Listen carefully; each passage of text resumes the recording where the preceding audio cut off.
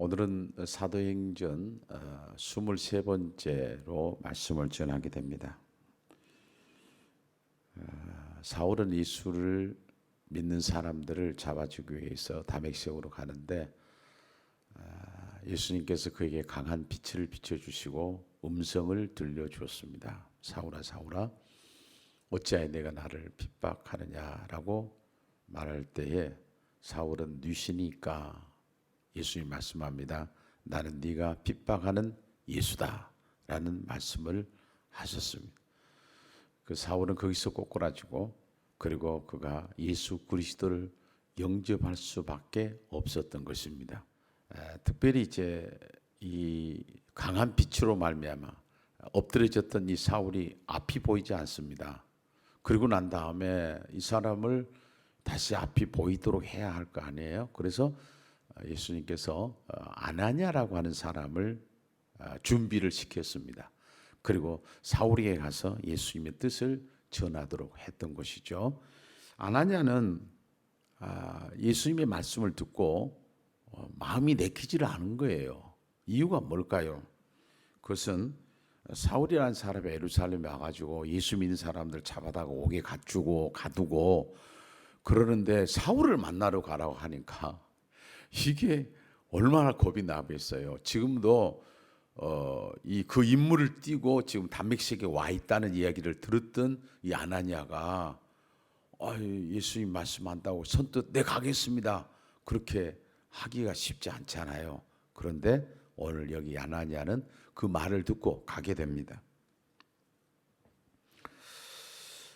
대단히 위험한 일이지만 위험하다고 생각했지만은 이 아나니아는 예수님께서 그렇게 말씀하시기 때문에 위험하고 하는 것은 하나님이 책임져 주실 것이라는 생각을 갖게 됩니다. 그리고 한마디 대꾸도 하지 않냐고 그렇게 하겠습니다. 그리고 그대로 떠나게 되는데 사울을 만나러 가게 되는 것이었습니다. 이게 이제 바로 쓰임받은 사람들의 태도입니다. 우리가 이제 우리 인간적으로 보면은 하나님께서 우리에게 말씀하신 부분들이 때로는 잘 이해가 되지 않을 때가 있어요. 나이가 이건 굉장히 가분합니다. 어떻게 하라는 겁니까? 그렇게 할 때가 있어요. 그러나 거기에 순종하는 사람들의 모든 모습의 공통점은 거기에 대해서 대꾸하지 않습니다. 하나님은 순종하는 사람을 통해서 일하십니다. 지금 이 시대에도 하나님은 순종하는 사람들을 통해서 일하고 계신다는 겁니다. 아나니아가 이제 사울을 만나게 되었습니다. 그리고 난 다음에 사울에게 형제 사울이라고 불러요. 이 아나니아가 예수님께 말씀하신 대로 안수하고 난 다음에 형제 사울아 그렇게 말했다고 하는 것은 이제는 핍박자 사울이 아니다는 거예요. 예수 그리스도를 영접하게 된 형제, 우리의 가족이 되었다 그 말이죠. 그러므로 우리가 처음 예수를 믿는 사람들에게는 아나니아 같은 사람이 굉장히 필요합니다. 이런 사람들 우리는 세상에서 말하기를 멘토라고도 얘기를 합니다. 그런데 사울에게 놀라운 일이 이제 일어나게 된 겁니다. 비닐 같은 것이 벗어졌다라고 말합니다. 이것이 벗어지니까 육적으로 볼 때도 사람이 안 보이고 사물이 안 보이는데 비닐 같은 것이 벗어져야 보이기 시작합니다. 사물이 보이기 시작합니다. 그리고 영안이 벗겨진 겁니다. 영안이 열린 겁니다. 지금까지 한 번도 보지 못했던 그 영안이 이 사울에게 열리게 되었다는 사실입니다. 그런데 그가 영안이 열리기 전에는 자신의 지식으로만 사람을 평가하고 그리고 세상을 보았을 때도 자신이 가지고 있는 그 지식을 가지고 우월감 속에서 살았던 이 사울이었습니다. 그런데 영안이 밝혀지기 때문에 그 다음에는 그는 다르게 이제 사물을 보게 되었습니다. 그리고 율법으로 구원을 받은 줄 알았더니 율법을 지킴으로 말미암아 구원을 받은 줄 알았더니 믿음으로 구원을 받게 된다는 사실을 알게 됩니다.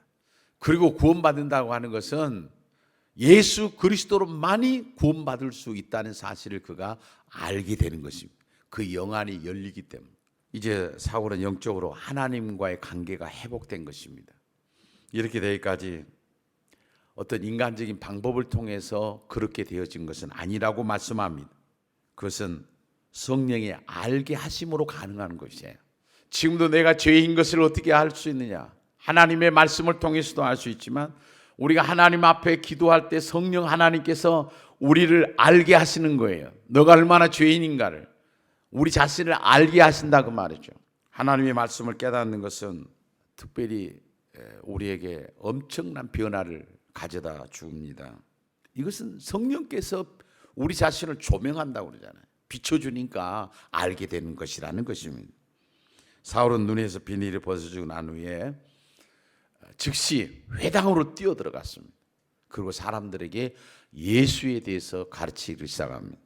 얼마 전만 해도 예수 믿는 사람 가지고 옥에 가두고 그렇게 핍박하고 해방하고 했던 이 사울이 한순간에 어떻게 이렇게 변할 수가 있습니까? 이제는 예수 믿으라고 하는 사람이 된단 말이에요. 누가 그렇게 한 겁니까? 성령 하나님께서. 하나님이 그렇게 하셨다고 말이죠. 그래서 오히려 그가 예수 믿는 사람, 예수를 비난했던 그 사람이 예수를 증거하고 예수의 복음을 전하는 사람으로, 그리고 교회를 사랑하는 사람으로 돌변하게 된다는 것입니다.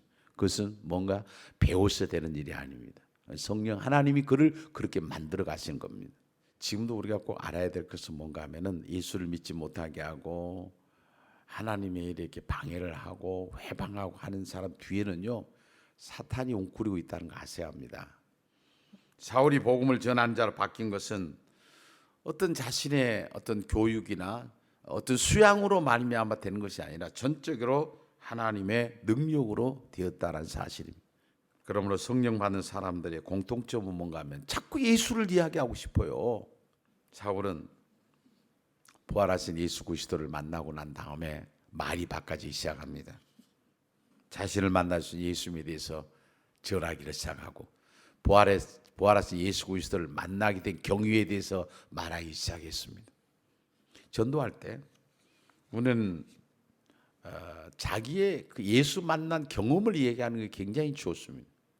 자기가 어떻게 해서 예수를 만나게 됐는가, 그걸 얘기하면 참 좋습니다. 실제로 나에게 일어난 사건이에요. 내가 어떻게 해서 예수를 믿었다든지 이건 굉장히 중요합니다. 그러나 그 간증이 없다고 해서 잘못된 건 아닙니다. 간증이 있을 수도 있고 그냥 너무 쉽게 어머니의 모태신앙을 통해서 내가 예수를 만나는 경우도 있습니다. 그리고 예수님은 이 사울을 이야기할 때에 오늘 나의 택한 그릇이라는 말을 쓰고 있습니다. 오늘 설교 제목입니다. 택한 그릇. 택한 그릇이라고 하는 것은 하나님께서 목적을 가지고 이 사람을 불렀다는 것입니다. 여러분 아셔야 합니다.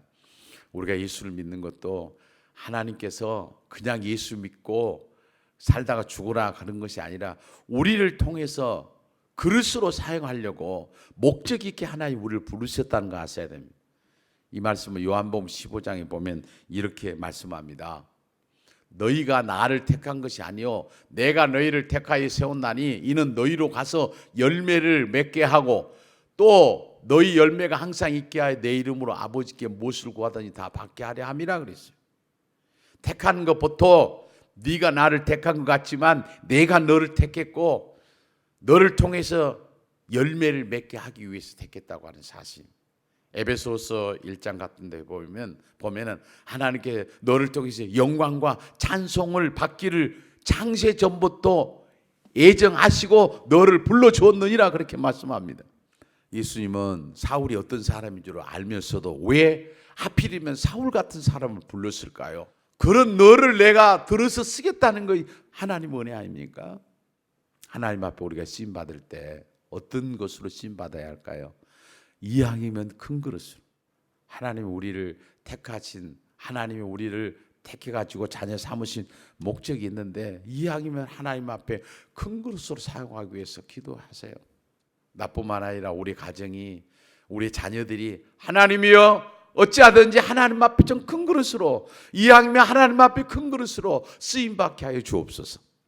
부모의 기도가 필요합니다. 그의 삶이 얼마나 변화된 삶이었는가.